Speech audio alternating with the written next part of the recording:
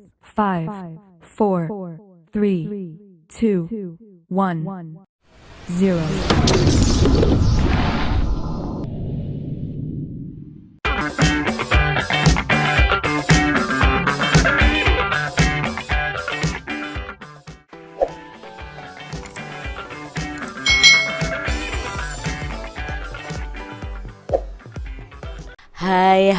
Hai, selamat datang di channel YouTube Kak Citra.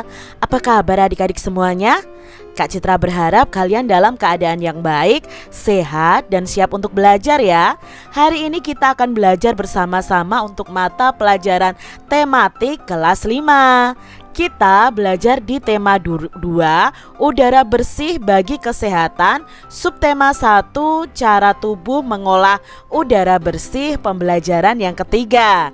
Mari adik-adik kita belajar dengan penuh semangat ya. Adik-adik yang hebat, semua makhluk hidup itu memerlukan oksigen untuk bernapas. Nah, oksigen itu tersedia melimpah jika lingkungan kita bersih dan banyak tumbuhan hijau. Menciptakan lingkungan bersih dan banyak tumbuhan hijau itu menjadi tanggung jawab kita. Di sini ada bacaan yang berjudul Hari Menanam Pohon. Mari kita simak bersama-sama adik-adik. Indonesia dikatakan sebagai paru-paru dunia. Sebutan itu disematkan karena di Indonesia ini terdapat hutan yang sangat luas. Daun-daun di hutan mengeluarkan oksigen yang berlimpah. Oksigen merupakan unsur penting bagi kehidupan. Namun sayangnya hutan kita semakin berkurang akibat kebakaran atau penebangan pohon di hutan secara liar. Oleh karena itu, pemerintah bersama rakyat berusaha mengurangi kerusakan hutan. Salah satu upaya yang dilakukan yaitu menanam kembali pohon di lingkungan. Tanggal 28 November diperingati sebagai Hari Menanam Pohon. Peringatan Hari Menanam Pohon pada tahun 2015 diawali sejak tanggal 26 November. Presiden melakukan penanaman pohon di Taman Hutan Rakyat Sultan Adam, Kalimantan Selatan. Ada 10.000 pohon ditanam di hutan itu. Pohon yang ditanam pun bermacam-macam, termasuk pohon-pohon yang buahnya dapat dimakan. Kita dapat berperan serta mengembalikan paru-paru dunia. Menanam pohon tidak hanya dapat dilakukan di hutan. Kita dapat menanam pohon di lingkungan sekitar kita. Semakin banyak pohon di lingkungan kita, semakin banyak pasokan oksigen bagi kehidupan. Adik-adik yang hebat, dari bacaan tadi ada beberapa pertanyaan yang akan kita jawab. Nah, di sini ada pertanyaan yang pertama, apa yang dilakukan? Dari bacaan tadi yang dilakukan adalah kegiatan yang dilakukan adalah menanam pohon. Lalu kapan kejadian menanam pohon itu? Nah, Hari Menanam Pohon itu diperingati setiap tanggal 28 November. Di mana kegiatan dilakukan? Ya, di Taman Hutan Rakyat Sultan Adam, Kalimantan Selatan. Lalu pohon apa yang ditanam? Nah, pohon yang ditanam itu bermacam-macam, termasuk pohon yang menghasilkan buah. Siapa yang melakukan penanaman pohon di sini? Nah, kegiatan menanam pohon dilakukan oleh Presiden. Mengapa kita harus menanam pohon adik-adik? Kita harus menanam pohon supaya kelestarian lingkungan terjaga dan ketersediaan oksigen berlimpah. Adik-adik yang hebat, adik-adik telah membaca bacaan Hari Menanam Pohon.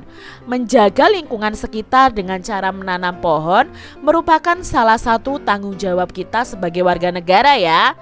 Nah, semua warga masyarakat mempunyai tanggung jawab dalam menciptakan kenyamanan dan keamanan lingkungan tempat tinggal. Nah, adik-adik, kita sekarang akan belajar tentang tanggung jawab sebagai warga masyarakat. Tanggung jawab merupakan sikap terpuji yang hendaknya dimiliki setiap individu, adik-adik. Sikap tanggung jawab itu mencerminkan nilai karakter setiap individu. Jadi karakter seseorang itu tercermin dalam sikap tanggung jawabnya, baik terhadap dirinya, orang lain, masyarakat, maupun bangsa dan negara. Apa makna tanggung jawab dan apa saja jenis tanggung jawab sebagai warga masyarakat? Samakah tanggung jawab dengan hak dan kewajiban sebagai masyarakat? Nah, orang yang bertanggung jawab dapat dikatakan sebagai orang yang berkarakter. Pertama, kita akan belajar tanggung jawab sebagai warga masyarakat. Nah, tanggung jawab itu melekat pada diri setiap manusia dimanapun ia berada, termasuk dalam masyarakat. Bagaimanakah ya makna tanggung jawab sebagai warga masyarakat? Nah, untuk memahami makna tanggung jawab sebagai masyarakat, secara urut perlu kamu pahami dulu pengertian tanggung jawab itu sendiri, lalu pengertian masyarakat, dan baru kalian memahami makna tanggung jawab sebagai warga masyarakat berikut ini. Yang pertama, pengertian tanggung jawab. Nah, dari tadi kita sudah membaca tentang tanggung jawab. Apa itu tanggung jawab? Nah, tanggung jawab itu merupakan salah satu nilai karakter bangsa yang diharapkan tertanam pada setiap individu, terutama peserta didik atau adik-adik semuanya. Tanggung jawab adalah sikap dan perilaku seseorang untuk melaksanakan tugas dan kewajibannya yang harusnya dia lakukan, baik terhadap diri sendiri, keluarga, masyarakat, lingkungan, negara, maupun kepada Tuhan yang Maha Esa. Nah, menurut Kamus Besar Bahasa Indonesia, adik-adik, tanggung jawab adalah keadaan wajib menanggung segala sesuatunya. Setiap individu itu mempunyai tanggung jawab karena tanggung jawab itu bersifat kodrati, yaitu menjadi bagian dari kehidupan manusia, adik-adik. Jadi kalian masing-masing punya tanggung jawab. Jadi setiap individu mempunyai tanggung jawab. Tanggung jawab setiap individu itu meliputi berbagai jenis. Nah, apa saja tanggung jawab individu ini? Yuk kita lihat yang pertama, yaitu tanggung jawab terhadap diri sendiri. Tanggung jawab terhadap diri sendiri menuntut kesadaran setiap orang untuk memenuhi kewajibannya sendiri dalam mengembangkan kepribadian sebagai manusia pribadi. Nah, dengan demikian bisa memecahkan masalah-masalah kemanusiaan mengenai dirinya sendiri. Contohnya, Evi mendapat pekerjaan rumah dari Bu Guru untuk dikumpulkan esok hari. Akan tetapi Evi malah justru menghabiskan waktunya untuk menonton TV. Evi tidak mengerjakan pekerjaan rumah. Esok harinya Evi ditegur oleh Bu Guru dan Evi mendapatkan sanksi atau hukuman.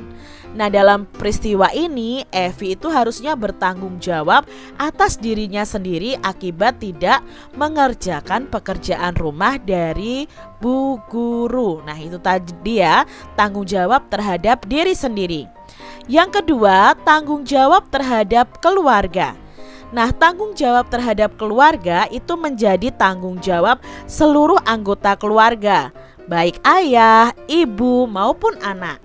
Dalam sebuah keluarga, tanggung jawab anggota keluarga itu menyangkut upaya menjaga nama baik keluarga adik-adik, lalu meningkatkan kesejahteraan keluarga dan menjaga keselamatan.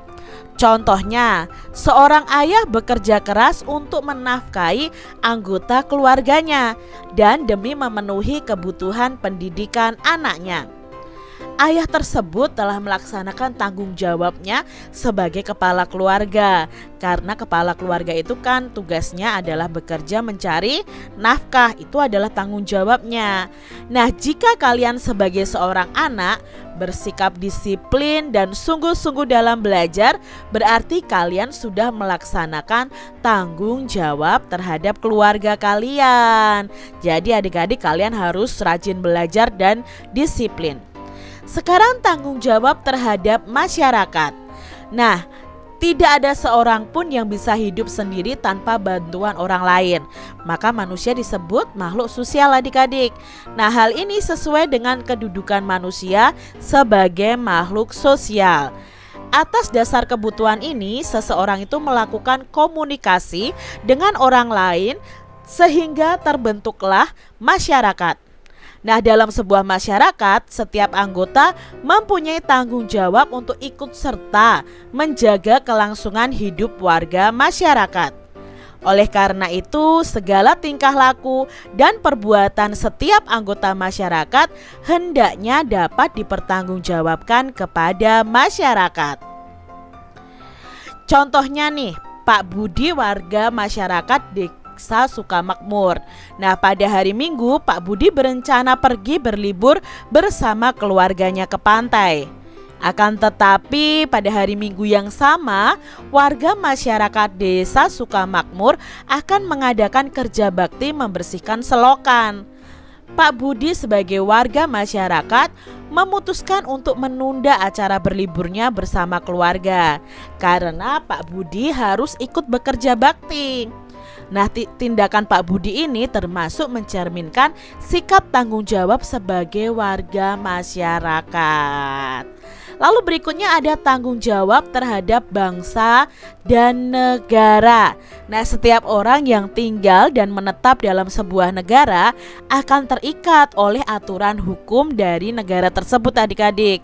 Oleh karena itu, segala pikiran, perbuatan, tindakan, dan tingkah laku manusia itu harus sesuai dengan norma-norma atau aturan yang berlaku dalam negara tersebut.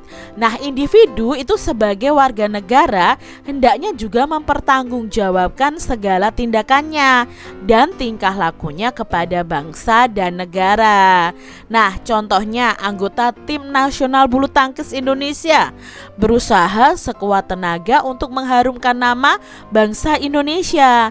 Nah, mengharumkan nama baik bangsa Indonesia di mata dunia itu menjadi tanggung jawab setiap warga negara Indonesia. Lalu berikutnya ada tanggung jawab terhadap Tuhan. Nah, Tuhan itu menciptakan manusia itu sebagai makhluk yang paling sempurna ya adik-adik, karena mempunyai akal dan pikiran. Oleh karena itu, Tuhan menurunkan ajaran berupa perintah dan larangan bagi makhluknya, khususnya bagi manusia tentunya. Nah, manusia itu bertanggung jawab untuk beribadah, ya, menjalankan perintah Tuhan dan menjauhi larangannya. Jadi, contoh tanggung jawab manusia terhadap Tuhan Yang Maha Esa antara lain beribadah sesuai agama yang dianutnya. Lalu sekarang tadi pengertian tanggung jawab dan jenis-jenis tanggung jawab. Sekarang kita belajar pengertian masyarakatnya. Nah, di atas kalian telah pahami tentang bentuk tanggung jawab individu terhadap masyarakat. Apa yang disebut dengan masyarakat? Nah, menurut Kamus Besar Bahasa Indonesia, masyarakat itu adalah sejumlah manusia dalam arti seluas-luasnya dan terikat oleh suatu kebudayaan yang mereka anggap sama. Jadi dalam sebuah masyarakat terdapat aturan-aturan yang harus dipatuhi oleh setiap warga masyarakat. Nah, pelaksanaan kewajiban mematuhi aturan-aturan dalam masyarakat ini menjadi tanggung jawab setiap warga masyarakat adik-adik. Lalu tanggung jawab sebagai warga masyarakat itu apa? Nah, berdasarkan pengertian tanggung jawab dan masyarakat itu dapat disimpulkan makna tanggung jawab sebagai warga masyarakat. Tanggung jawab sebagai warga masyarakat adalah tugas dan kewajiban yang harus dilaksanakan seseorang dalam kedudukannya sebagai warga masyarakat. Hidup bersama dalam masyarakat berarti hidup dengan orang lain dalam suatu tempat tertentu dan mempunyai kepentingan tertentu. Hidup bersama dalam masyarakat itu sangat penting karena Tuhan menciptakan manusia untuk saling melengkapi, saling membantu dan saling menyayangi. Nah, setiap orang tidak bisa hidup tanpa orang lain. Sejak dalam kandungan sampai mati, setiap orang membutuhkan pertolongan orang lain. Kamu akan bahagia nih jika kamu bisa menjalin hubungan baik dengan orang lain dalam lingkungan masyarakat. Nah, untuk menjaga hubungan baik dalam kehidupan masyarakat, setiap anggota masyarakat hendaknya sadar akan tanggung jawabnya sebagai warga masyarakat. Nah, adik-adik, kalian sudah tahu tadi ya tentang warga masyarakat, lalu kita juga tahu tentang tanggung jawab kita sebagai warga masyarakat. Adik-adik, salah satu contoh pelaksanaan tanggung jawab warga masyarakat adalah mengikuti pemilihan pimpinan di lingkungannya. Misalnya nih, pemilihan ketua RT, pemilihan ketua RW atau kepala desa. Setiap warga masyarakat yang memenuhi syarat itu dapat ikut memilih atau dipilih menjadi ketua RT, ketua RW atau kepala desa. Nah, apabila di lingkungan tempat tinggalmu terjadi peristiwa pemilihan ketua RT atau ketua RW atau kepala desa, lakukan kegiatan berikut ini adik-adik. Coba tanyakan kepada orang tua kalian mengenai waktu dan pelaksanaannya. Hadirilah acara pemilihan itu adik-adik. Lalu perhatikan dengan seksama pelaksanaan pemilihan ketua RT, RW atau kepala desa di tempat tinggalmu. Lalu catatlah jalannya pelaksanaan itu ya, pelaksanaan acara pemilihan ketua RT, RW atau kepala desa. Lalu kalian buat laporan pengamatan pemilihan ketua RT, ketua RW atau kepala desa. Nah, di sini Kak Citra beri contoh laporan pengamatan pemilihan ketua RW. Nah, misalnya nama kalian siapa? Hasilnya adalah ini misalnya ya, pengamatan 1. Calon ketua RW-nya ya, misalnya Bapak ini. Jumlah pemilihnya dalam satu RW ada 365 orang. Tempat pemilihannya di balai warga. Berikutnya hasil pemilihannya seperti ini. Bapak Budi Santoso mendapatkan 80, Bapak Agus Hirmawan mendapatkan 90 suara dan Bapak Bakri Widodo mendapatkan 195 suara. Nah, dari pemilihan ini maka ketua RW yang terpilih adalah Bapak Bakri Widodo ya, dengan jumlah pemilih 195 orang. Ini contoh saja dari Kak Citra. Nah, adik-adik, dari bacaan Hari Menanam Pohon ada kalimat hutan kita semakin berkurang akibat kebakaran atau penebangan pohon di hutan secara liar. Nah, ada kebakaran hutan yang dilakukan secara sengaja oleh orang-orang yang tidak bertanggung jawab. Mereka itu membakar hutan untuk membuka lahan adik-adik bagi usaha perkebunan mereka. Nah, penebangan pohon di hutan ini juga banyak dilakukan orang-orang yang tidak bertanggung jawab. Mereka itu menebang pohon-pohon itu untuk dijual kembali. Padahal seharusnya pohon-pohon yang akan digunakan untuk industri harus diambil dari hutan tanaman industri atau HTI. Nah, pemerintah itu memberikan hak pengelolaan HTI kepada para pengusaha. Para pengusaha itu harus mematuhi aturan yang ditetapkan. Aturan itu misalnya umur pohon yang boleh ditebang dan penanaman kembali apabila pohon ditebang. Nah, adik-adik, batang pohon itu memang mempunyai banyak kegunaan. Banyak pengrajin yang memanfaatkannya sebagai sumber penghasilan. Mereka membuat beraneka barang kerajinan lalu menjualnya dengan harga tinggi. Berikut barang kerajinan dari batang pohon. Ini ya contohnya, dan masih banyak lagi ya adik-adik ya. Nah, adik-adik, coba kalian buat kelompok yang terdiri dari 4-5 orang, lalu lakukan wawancara kepada orang-orang di sekitar kalian. Apa wawancaranya? Nah, carilah informasi berikut ini. 1. Jenis usaha yang mereka lakukan. Lalu hasil dari jenis usaha yang mereka lakukan, bahan baku yang diperlukan untuk melakukan usaha itu, pengetahuan dan keterampilan yang diperlukan untuk melakukan usaha itu, serta kesulitan atau kendala yang mungkin dihadapi oleh orang itu dalam membuka usahanya. Nah, lakukan wawancara ya adik-adik. Dari informasi yang kalian gali, itu buatlah daftar pertanyaan yang akan kalian tanyakan terlebih dahulu kepada orang yang akan kamu wawancarai adik-adik. Lakukan wawancara dengan baik ya adik-adik ya. Ajukan pertanyaan dengan sopan. Lalu kalian juga harus berterima kasih kepada orang yang kalian wawancarai atas waktu dan jawaban yang diberikan. Nah, setelah itu catat hasil wawancara kalian dan kalian bisa bacakan atau kumpulkan kepada guru kalian. Nah, kalian bisa membuat daftar pertanyaan seperti ini adik-adik. Apa saja jenis usaha yang dilakukan? Apa hasil dari jenis usaha yang dilakukan? Apa saja bahan baku yang diperlukan untuk melakukan jenis usaha tersebut? Lalu apa saja pengetahuan dan keterampilan yang diperlukan?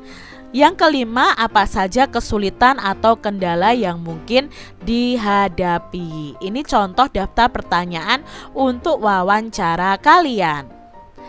Adik-adik, dari hasil wawancara kalian, pilihlah salah satu jenis usaha nih di sekitar kalian.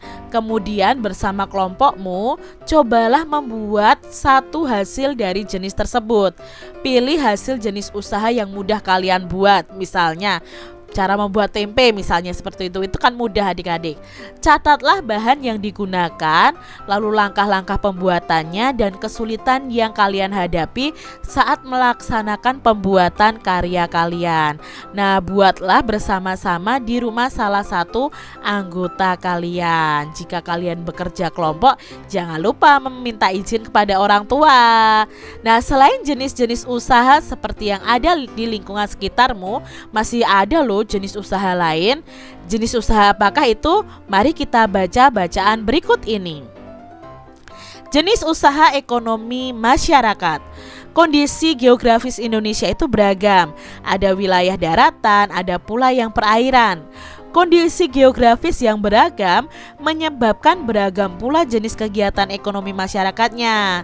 Nah, keragaman ini disesuaikan dengan kondisi alam atau geografi suatu wilayah. Kegiatan ekonomi tersebut bertujuan untuk memenuhi kebutuhan hidup masyarakat. Agar tercipta kehidupan yang nyaman, setiap penduduk perlu menghargai jenis kegiatan ekonomi penduduk lainnya. Amati jenis kegiatan ekonomi di lingkungan daerah sekitarmu adik-adik.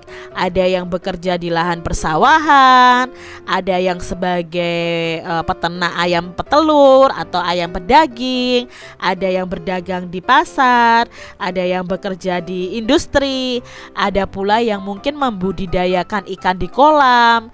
Nah, kegiatan ekonomi masyarakat ini bertujuan memperoleh pendapatan. Selanjutnya, pendapatan tersebut itu digunakan untuk memenuhi kebutuhan hidupnya. Nah, apa yang dimaksud dengan kegiatan ekonomi? Nah, kegiatan ekonomi adalah semua kegiatan yang dilakukan manusia untuk memenuhi kebutuhan hidupnya ya. Jadi apapun yang dilakukan manusia untuk memenuhi kegiatan memenuhi kebutuhan hidupnya itu disebut dengan kegiatan ekonomi. Jika dicermati, kegiatan ekonomi itu dilakukan dengan memanfaatkan sumber daya alam. Nah, sebagai negara kepulauan, Indonesia itu dikaruniai sumber daya alam yang melimpah adik-adik. Karunia ini sudah sepantasnya kalian syukuri loh dengan memanfaatkan secara bijak. Nah, pemanfaatan sumber daya alam tersebut dapat dilihat pada berbagai bidang usaha. Yang pertama ada bidang agraris. Nah, agraris itu apa? Nah, perhatikan di sini. Perkebunan adalah kegiatan penanaman lahan dengan tanaman keras dengan umur lebih dari 6 bulan. Nah, tanaman perkebunan ini mencakup tanaman musiman dan tanaman tahunan. Tanaman musiman itu biasanya berumur pendek adik-adik. Misalnya tanaman tebu, tembakau, dan rosella. Nah, rosella ini biasanya dibuat untuk teh. Tanaman tahunan itu berumur panjang, misalnya tanaman kelapa sawit, kopi, cengkeh ya, lalu teh, karet, cendana, lada, dan kayu putih. Nah, hasil perkebunan di Indonesia ini menjadi komoditas unggulan ekspor atau dikirim ke luar negeri. Nah, adik-adik, dalam usaha peningkatan hasil agraris ada beberapa istilah nih adik-adik. Nah, apa arti istilahnya? Yuk kita cari tahu bersama-sama. Yang pertama adalah intensifikasi. Apa itu intensifikasi? Nah, intensifikasi adalah pengolahan lahan pertanian dengan sebaik-baiknya dengan menggunakan beberapa macam sarana atau panca usaha tani. Nah, bagaimana caranya? Nah, yang pertama penggunaan pengairan irigasi, penggunaan pupuk baik pupuk kandang, pupuk hijau maupun pupuk buatan. Lalu penggunaan bibit unggul ya. Lalu ada penggunaan obat pemberantas hama.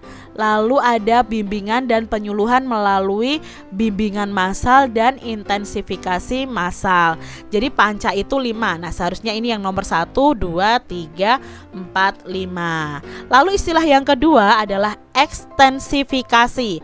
Ekstensifikasi pertanian adalah usaha untuk memperluas lahan pertanian dengan cara membuka lahan pertanian yang baru. Lalu ada diversifikasi, itu adalah usaha memperbanyak kegiatan pertanian dan jenis tanaman pada suatu lahan pertanian. Misalnya seorang petani di samping bertani juga beternak ayam atau bertani sambil memelihara ikan di kolam. Lalu ada rehabilitasi. Nah, rehabilitasi pertanian adalah upaya untuk menyuburkan kembali tanah dan memperbarui cara-cara bertani serta mengganti tanaman tua dengan tanaman muda adik-adik ya. Mengganti tanaman lama dengan jenis tanaman yang baru yang lebih produktif. Lalu ada mekanisasi. Mekanisasi pertanian adalah pengolahan tanah dengan menggunakan mesin-mesin karena lahan pertaniannya luas sehingga tenaga manusia dan hewan itu kurang memadai. Nah, ini tadi ya 5 istilah dalam usaha peningkatan hasil agraris. Nah, Indonesia ini dikenal sebagai negara agraris. Sebutan ini disebabkan karena banyak penduduknya yang bermata pencaharian sebagai petani. Usaha agraris itu meliputi kegiatan pertanian dan perkebunan. Sektor usaha agraris itu terdapat di daerah pedesaan dan pegunungan. Berbagai jenis tanaman itu tumbuh subur dan menghasilkan banyak bahan pangan. Bagaimana cara meningkatkan hasil produksi sektor agraris? Nah, ada banyak cara yang dapat dilakukan, di antaranya tadi intensifikasi, ekstensifikasi, diversifikasi, rehabilitasi, dan mekanisasi. Berikutnya adalah peternakan. Nah, peternakan ini adalah kegiatan usaha budidaya hewan yang diambil hasilnya. Hasil peternakan itu ada daging, telur, susu, kulit, dan bulu. Jenis peternakan itu dapat dibedakan sebagai berikut adik-adik. Yang pertama adalah peternakan hewan kecil. Misalnya yang diternak adalah kelinci, kambing, domba, dan biri-biri. Lalu ada peternakan hewan besar, misalnya sapi, kerbau, dan kuda. Lalu ada peternakan unggas, misalnya ayam, itik, burung, dan puyuh. Kegiatan peternakan itu dapat dilakukan dalam skala kecil ataupun besar. Usaha peternakan skala kecil ini biasanya dilakukan oleh penduduk. Nah, peternakan besar biasanya dikembangkan oleh pihak swasta ya, baik pengusaha maupun pemerintah. Nah, apa peran pemerintah dalam meningkatkan usaha peternakan di Indonesia? Upaya yang dilakukan pemerintah antara lain di sini ya, memberikan bantuan bibit unggul, menyediakan pakan ternak bermutu, dan memberikan penyuluhan kepada peternak. Berikutnya adalah tentang perikanan. Nah, perhatikan usaha perikanan di daerah sekitarmu adik-adik. Di sekitarmu mungkin terdapat budidaya ikan di kolam. Nah, ini adalah salah satu contoh usaha perikanan. Secara umum, usaha perikanan ini dibedakan menjadi perikanan darat dan perikanan laut. Apa itu perikanan darat? Nah, perikanan darat itu adalah usaha memelihara dan menangkap ikan di perairan darat. Nah, perairan darat ini adalah perairan ya di air tawar dan di air payau. Nah, perikanan darat itu terdiri atas perikanan air tawar dan perikanan air payau. Perikanan air tawar itu dilakukan di sungai, danau, rawa, waduk atau bendungan, empang, sawah, dan kolam. Nah, jenis ikan yang dibudidayakan itu biasanya lele, nila, mujair, gurame, dan emas. Sedangkan perikanan air payau itu biasanya dilakukan di pinggir pantai adik-adik. Jenis ikan yang dibudidayakan adalah bandeng. Lalu perikanan air laut, yaitu usaha menangkap ikan di pantai atau di laut. Nah, di Indonesia upaya penangkapan ikan di laut itu dilakukan oleh nelayan tradisional. Saat musim ikan, nelayan ini akan memperoleh banyak hasil tangkapan laut ya adik-adik ya. Misalnya ada udang, kerang, rumput laut, mutiara, dan garam. Nah, selain untuk keperluan penduduk, hasil tangkapannya ini juga ditunjukkan untuk diekspor ke negara lain. Berikutnya ada di bidang pertambangan. Dilihat dari kondisi geologis wilayah Indonesia itu mengandung banyak sekali barang tambang. Potensi barang tambang yang melimpah hendaknya ini dimanfaatkan bagi kemakmuran masyarakat. Barang tambang itu dapat dibedakan menjadi berikut adik-adik. Ada barang tambang mineral logam yaitu emas, perak, tembaga, timah, bauksit, dan nikel. Lalu ada barang tambang mineral non logam. Jadi misalnya belerang, gipsum, marmer, dan batu gamping. Lalu ada barang tambang sumber energi, misalnya minyak bumi, batu bara, dan gas alam. Nah, ini adalah contoh-contoh barang tambang. Barang tambang di Indonesia ini termasuk sumber daya yang vital loh adik-adik. Pemanfaatannya ditujukan bagi kemakmuran masyarakat Indonesia. Jika dieksploitasi secara terus-menerus, maka ketersediaan barang tambang akan cepat habis. Oleh karena itu, pemanfaatan barang tambang dilakukan oleh bijak dengan memperhatikan kelestariannya. Contoh perusahaan yang mengeksploitasi barang tambang di Indonesia antara lain ada PT Pertamina. Itu jelas itu untuk minyak bumi adik-adik ya, yang akan menghasilkan solar, pertamak, bensin, dan lain sebagainya. Lalu ada PT Aneka Tambang ya, ini Aneka Tambang. Lalu ada PT Freeport. Nah, ini biasanya untuk emas adik-adik ya, tambang emas, dan PT Chevron Pacific Indonesia. Berikutnya di bidang kehutanan. Dahulu hutan Indonesia itu bagaikan hamparan karpet hijau yang terlihat dari udara loh adik-adik. Hutan Indonesia ini berperan penting sebagai paru-paru dunia. Hutan juga berfungsi sebagai tempat berkembangnya berbagai fauna. Nah, dari segi lingkungan, hutan ini menjadi daerah resapan air hujan. Sayangnya saat ini luas hutan Indonesia itu semakin sempit. Tidak lagi terlihat hamparan karpet hijau dari udara. Nah, ketika melintasi wilayah Indonesia, kelihatan tidak lagi seperti hamparan karpet hijau adik-adik ya. Nah, ini tidak lepas dari alih fungsi lahan hutan untuk kawasan pemukiman dan perkebunan. Sangat disayangkan ya adik-adik. Apa akibatnya dari penyempitan kawasan hutan Indonesia? Nah, kondisi ini bisa menyebabkan bencana banjir bandang maupun tanah longsor. Nah, untuk meminimalisasi terjadinya bencana, kawasan hutan itu perlu dihijaukan kembali. Nah, pembalakan liar harus dicegah agar hutan itu tidak semakin rusak. Jika hutan Indonesia kembali hijau, hasil hutannya kembali melimpah. Hasil hutannya seperti kayu jati, kayu meranti, ulin, damar, rotan ya, itu adalah hasil hutan Indonesia. Berikutnya di bidang perdagangan. Nah, perdagangan adalah kegiatan membeli barang dagangan dan menjualnya kembali kepada konsumen. Kegiatan perdagangan itu muncul ketika kemampuan manusia atau suatu negara dalam menyediakan barang kebutuhan itu bersifat terbatas. Akhirnya akan terjadi saling ketergantungan dalam memenuhi barang kebutuhan. Nah, melalui perdagangan ini, pedagang akan memperoleh keuntungan dari selisih harga jual dan harga beli. Pastinya ya adik-adik ya, yang namanya pedagang akan mencari untung. Kegiatan perdagangan tidak hanya mencakup satu daerah atau satu negara, akan tetapi kegiatan perdagangan dapat dilakukan antar negara. Secara ekonomi, kegiatan perdagangan antar negara itu ditandai dengan ekspor dan impor. Nah, ekspor adalah usaha menjual barang dari dalam negeri ke pasar luar negeri, sedangkan impor adalah usaha memasukkan barang dari negeri lain ke pasar dalam negeri. Berikutnya ada perindustrian. Nah, perindustrian adalah kegiatan mengubah bahan mentah menjadi barang setengah jadi atau barang jadi. Bahan mentah itu diperoleh dari melimpahnya sumber daya alam.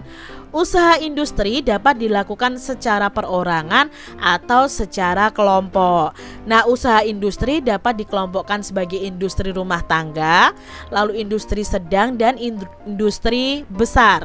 Contoh industri di Indonesia adalah industri makanan, minuman, kosmetik, obat-obatan, garmen, serta elektronik. Nah, itu tadi ya jenis-jenis usaha yang ada di Indonesia. Apa yang kamu ketahui tentang pengertian tanggung jawab sebagai warga masyarakat? Nah, tanggung jawab sebagai warga masyarakat yang sudah kita pelajari tadi dapat diartikan dengan menjaga nama baik masyarakat, menjaga kedamaian dan keamanan warga, serta menjaga kesejahteraan warga lain. Lalu, jenis usaha apa saja yang ada di lingkungan sekitar kalian? Pasti jawabnya berbeda-beda adik-adik. Mungkin ada yang pengrajin tradisional, ada usaha makanan, usaha kain batik, pedagang, usaha isi ulang air minum, usaha apapun yang ada di sekitar kalian. Mungkin petani, nelayan, mungkin di bidang industri dan lain sebagainya. Nah, demikian tadi adik-adik pembahasan kita di tema 2, subtema 1 pembelajaran yang ketiga. Agak panjang ya adik-adik karena ada bacaannya. Semoga kalian paham apa yang Kak Citra sampaikan, dan sampai jumpa lagi di video pembelajaran Kak Citra selanjutnya. Tuhan memberkati. Jangan lupa tekan tombol subscribe, lalu tekan loncengnya, tekan juga tombol like, lalu share ke media sosial kalian. Jangan lupa untuk ikuti media sosial Kak Citra. Terima kasih.